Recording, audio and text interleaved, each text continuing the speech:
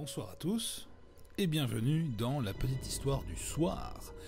Alors, une petite vidéo, comme vous l'avez vu sur la chaîne, j'ai pas mal produit de livres audio ces derniers temps, des livres audio qui étaient des livres audio de fiction, notamment des travaux de Lovecraft ou d'auteurs Lovecraftiens. Bon, ça va se varier un peu, j'ai prévu de travailler sur davantage d'Edgar Allan Poe, mais également sur un petit peu de Guy de Maupassant, par exemple. Alors pour ce soir, je vous propose un petit story time à l'ancienne, avec une histoire qui pourrait paraître folle, voire même incroyable, mais selon ce que j'ai pu voir sur le net, apparemment cette histoire serait véridique.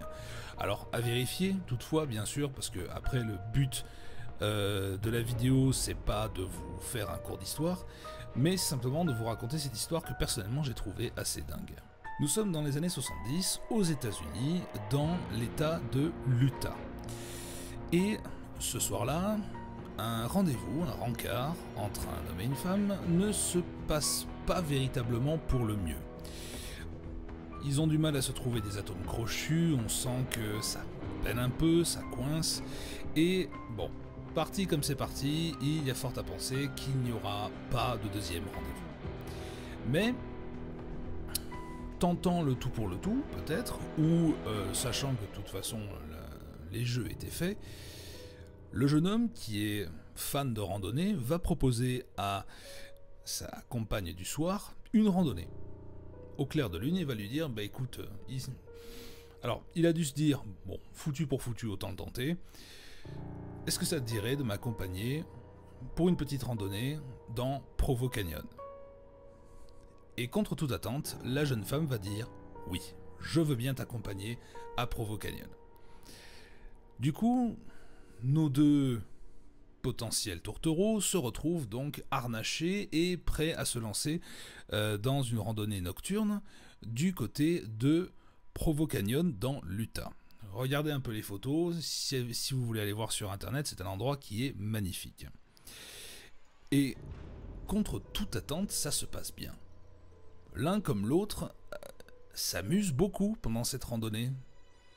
Et ils sont vraiment tous les deux en kiff de cette petite sortie improvisée, hein, qui était un petit peu le chant du cygne du jeune homme, hein, la dernière chance qu'il avait de peut-être aller un petit peu plus loin qu'un deuxième rendez-vous. Et tous les deux s'amusent. Et pourtant, quelque chose va se passer. Pendant qu'ils sont dans cette randonnée, le jeune homme va se rendre compte que quelque chose coince. Non pas avec la fille. Avec la fille, au contraire, tout a l'air de très bien se passer. Mais au fur et à mesure de la randonnée, il se rend compte que quelque chose ne va pas. C'est lui qui se sent pas très bien.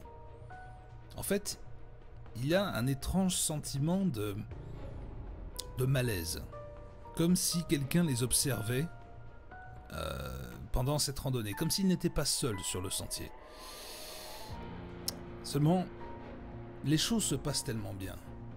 Il n'a pas forcément envie de gâcher la fête avec la jeune femme. Du coup, il va garder ça pour lui. Ils vont continuer leur exploration, leur petite randonnée nocturne, et lui va garder ça pour lui.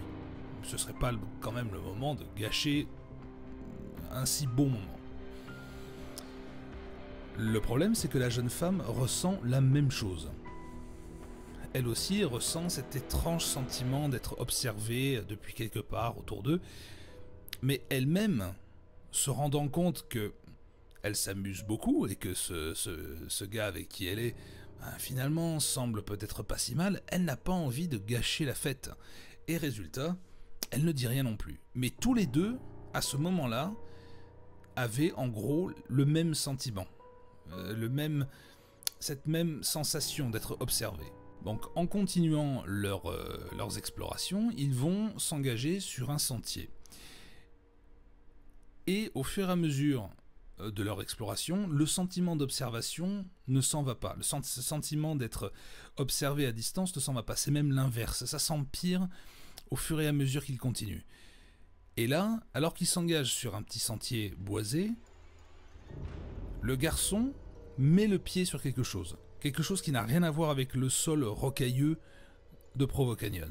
Il met le pied sur quelque chose de doux, quelque chose de malléable qui n'a rien à faire en plein milieu d'un sentier. Seulement, il fait nuit noire et il ne voit rien. Alors, il va simplement laisser ça de côté. Il va dépasser cet obstacle un peu mou et, en prenant la main de la fille qui l'accompagne, vont continuer tous les deux leur petite virée. Et au final, bien leur en a pris de faire cette petite excursion parce que nous nous retrouvons maintenant quelques années plus tard, début des années 80, et ces deux tourtereaux potentiels, pour qui le premier encart s'était plutôt mal passé, ou en tout cas commençait très mal, et qui finalement s'est terminé sur cette note positive de cette excursion en montagne, a débouché sur un mariage.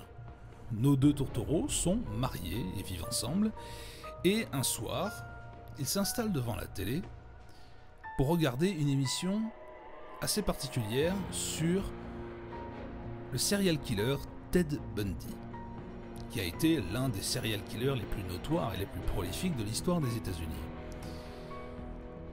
Et le journaliste va poser une question à Ted Bundy. La question, c'est la suivante. Est-ce qu'il est arrivé, à un moment donné de votre carrière criminelle, que vous soyez passé vraiment à un cheveu d'être attrapé? Et Ted Bundy va lui répondre ceci. Je venais de tuer une femme et je devais me débarrasser du corps. Alors, j'ai décidé d'aller m'en débarrasser dans la nature. J'ai donc pris le corps avec moi, je l'ai emballé, je l'ai mis dans mon coffre et j'ai voulu aller m'en débarrasser à Provo Canyon, dans l'Utah. Et alors que je transportais le corps, que je le traînais au sol, j'ai entendu du bruit. Et 2 randonneurs sont passés littéralement à 5 mètres de moi. J'ai eu le temps d'aller me dissimuler dans des fourrés, mais j'ai dû laisser le corps sur le sentier. Le jeune homme qui était le jeune homme qui menait la randonnée a marché sur le corps et ne s'en est pas rendu compte, puisqu'ils ont continué leur route.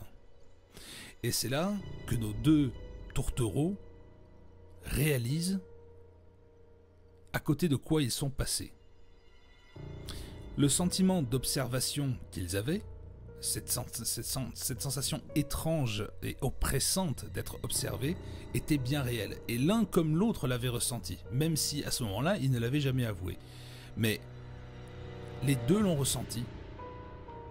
Et lui-même, qui menait la marche, à ce moment où il avait posé le pied sur cette surface molle et malléable qui n'avait rien à voir avec le sentier, avait mis le pied sur le cadavre d'une victime de Ted Bundy.